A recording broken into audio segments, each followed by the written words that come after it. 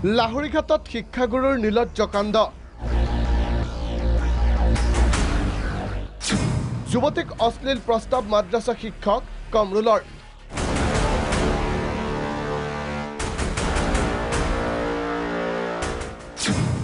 শিক্ষা বিভাগ আৰক্ষীৰ ৰহস্যজনক ভূমিকা।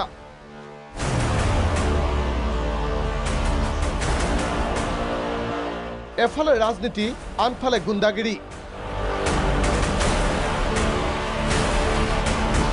এনেদৰে পবিত্ৰ শিক্ষাভিত্তিক কলংকিত কৰিছে মৰিগাঁৱৰ লাহৰীঘাট শিক্ষাখণ্ডৰ অন্তৰ্গত ঔতলাবৰী ME মাদ্ৰাছাৰ এইগৰাকী শিক্ষকে। নাম কমৰুল হুছেইন চৌধুৰী। চাওক, শিক্ষাদান এৰি কিদৰে ৰাজনৈতিক সভাত নেতাগিৰি কৰিছে এইজন চৰকাৰী বেতনভোগী শিক্ষকে।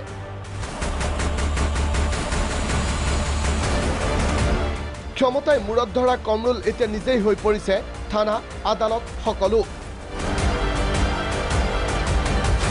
আৰক্ষীক অন্ধকাৰত ৰাখি গুৰুতৰ পৰা গুৰুতৰ অপৰাধো বিচাৰ হয় কমৰুলৰ আদালতত।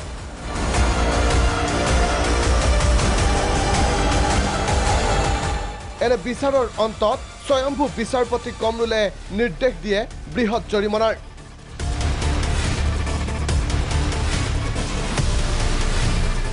কিছুদিন পূৰ্বে এইটো কমৰুলৰ তথাকথিত আদালততে বিচাৰ হৈছিল এইগৰাকী নিৰ্যাতিতাৰ।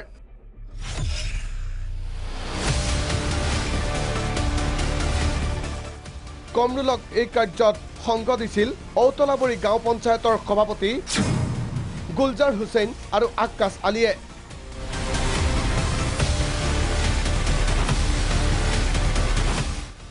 অভিযোগ অনুসৰি বিচাৰৰ অন্তত নিৰ্যাতিতাগৰাকীয়ে ক্ষতিপূৰণৰ ধন বিচাৰি যাওঁতে দুৰ্ভগীয়া যুৱতীগৰাকীক নৈশ যাপনৰ প্ৰস্তাৱ দিছিল কমৰুলে।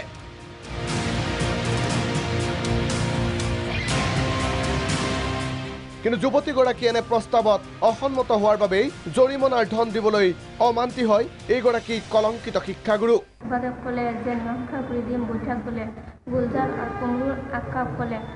তিনিদিন তুই মোৰ ঘৰত থাকিবি, তাৰপৰ টাকাটো দি দিম, চেষ্টা কৰিম। আনহাতে উত্থাপিত অভিযোগ মতে ক্ষতিপূৰণৰ ধন বিচাৰি যোৱা যুৱতীগৰাকীৰ বৃদ্ধ পিতৃকো ৰাজপথত মাৰধৰ কৰে এইগৰাকী মাদ্ৰাছা শিক্ষকে। পৰৱৰ্তী সময়ত ঘটনা সন্দৰ্ভত লাহৰীঘাট থানাত কমৰুল হুছেইনৰ বিৰুদ্ধে ৰুজু হয় 346/19 আৰু 376/19 নম্বৰত গোচৰ। ইতিমধ্যে এইগৰাকী নিৰ্যাতিতা যুৱতীৰ অভিযোগৰ ভিত্তিতে লাহৰীঘাট আৰক্ষীয়ে গ্ৰেপ্তাৰ কৰিছে আক্কাছ আলীক। কিন্তু NRCৰ ডিউটিৰ নামত অগপৰ দলীয় সভা, NGOৰ কাম তথা বিচাৰ সভাত মাতব্বৰিতা দেখুৱাই অহা কমৰুল কিন্তু এতিয়াও মুক্ত, যাৰ বাবে কলংকিত শিক্ষক কমৰুল হুছেইনক গ্ৰেপ্তাৰৰ দাবীত সোচ্চাৰ হৈ পৰিছে স্থানীয় দল সংগঠন। যে এজন শিক্ষক আৰু শিক্ষকতাৰ দৰে পবিত্ৰ বৃত্তিৰ লগত জড়িত থাকি এজন মানুহে ৰাজনীতি কৰে আৰু মুকলি ৰাজনীতি। তাতোতকৈ ডাঙৰ কথাটো হ'ল সৌ সিদিনাখন লাহৰীঘাট থানাত এজন শিক্ষকৰ বিৰুদ্ধে দুটাকৈ গোচৰ ৰুজু হৈছে। এটা হৈছে আপোনাৰ এজনী যুৱতীৰ শ্লীলতা হানিৰ বিৰুদ্ধে গোচৰ, আৰু আনটো এজন বয়োজ্যেষ্ঠ ব্যক্তিক ৰাজপথত তেওঁ মাৰপিট কৰাৰ এটা গোচৰ। দুটাকৈ গোচৰ, গোটেই বিষয়টো আচলতে প্ৰশাসনেও জানে আৰু ঊৰ্ধ্বতম শিক্ষা বিষয়াসকলেও জানে, কিন্তু আজিৰ তাৰিখলৈকে তেওঁৰ বিৰুদ্ধে কিয় ব্যৱস্থা গ্ৰহণ কৰা নাই, এই কথাটো আচলতে শিক্ষিত সমাজক লজ্জানত কৰিছে। বুঢ়াগাঁও আঞ্চলিক জাতীয়তাবাদী যুৱ ছাত্ৰ পৰিষদৰ পৰা এটা কথাই আমি ক'ব পাৰিম যে কমৰুল হুছেইন চৌধুৰী বুলি কোৱা যিজন ব্যক্তি চৰিত্ৰহীন বুলি ক'ব লাগিব। এইটো কাৰণে তেওঁ বুঢ়াগাঁৱতো তেনেকুৱা শ্লীলতা হানি কাম কৰিছিল, বুঢ়াগাঁৱত তাৰ উদাহৰণ আছে, আৰু লাহৰীঘাটতো তেনেকুৱা যদি কাম কৰিছে, গতিকে তেওঁক চাকৰিৰ পৰা মৰিগাঁও জিলা শিক্ষা বিষয়ে অতি সোনকালে বৰ্খাস্ত কৰিব লাগে আৰু তেওঁক অতি সোনকালে গ্ৰেপ্তাৰ কৰিব লাগে। চাওক, কৰ্তব্যত গাফিলতি কৰি চৰকাৰী ধন খোৱা এইটো শিক্ষক ভিজন প্ৰাগৰ কেমেৰা দেখি কিদৰে পলায়ন কৰিছে।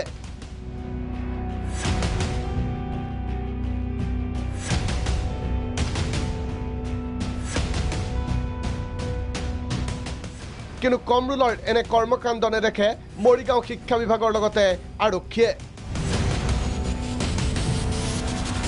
যাৰ বাবে এইগৰাকী যুৱতীক শ্লীলতা হানিৰ প্ৰস্তাৱ দিয়া শিক্ষকৰূপী এইটো স্বয়ম্ভূ বিচাৰপতি ৰাজনৈতিক পালি নেতাই এনেদৰে মুক্ত বিচৰণৰ সুযোগ লাভ কৰি আহিছে।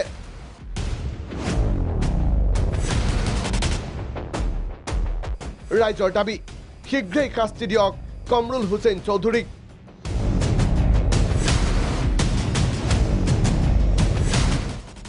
লাহৰীঘাটৰ পৰা প্ৰণৱ গোস্বামী, ভিজন প্ৰাগ।